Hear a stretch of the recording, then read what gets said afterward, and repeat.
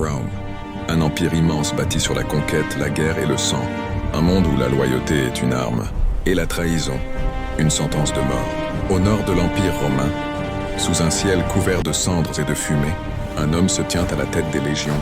Son nom est Maximus Decimus Meridius, général invincible, stratège redoutable, respecté par ses soldats et craint par ses ennemis. Sur le champ de bataille, Maximus ne recule jamais. Chaque ordre qu'il donne mène à la victoire. Et ce jour-là encore, Rome triomphe grâce à lui.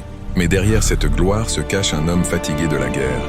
Maximus ne rêve que d'une chose, rentrer chez lui, retrouver sa femme et son fils, et abandonner l'épée pour la paix. L'empereur Marc Aurèle voit en Maximus plus qu'un simple général. Il voit un homme juste, capable de protéger Rome de la corruption qui la ronge. Dans le secret, il lui confie une mission impensable, rétablir la République après sa mort. Mais quelqu'un d'autre entend ses paroles. Commode, le fils de l'empereur.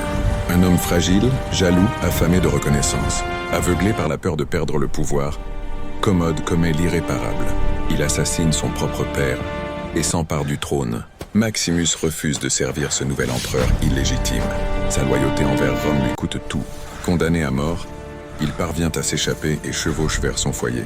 Mais il arrive trop tard. Sa femme et son fils ont été exécutés, crucifiés, punition destinée à briser son esprit. Ce jour-là, Maximus meurt intérieurement. Le général disparaît.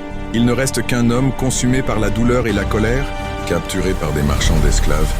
Il est vendu comme une bête. De héros de Rome, il devient esclave, puis gladiateur. Dans l'arène, Maximus combat sans espoir. Il ne cherche pas la victoire, il cherche la mort. Mais le destin en décide autrement. Combat après combat, il survit. Mieux encore, il domine.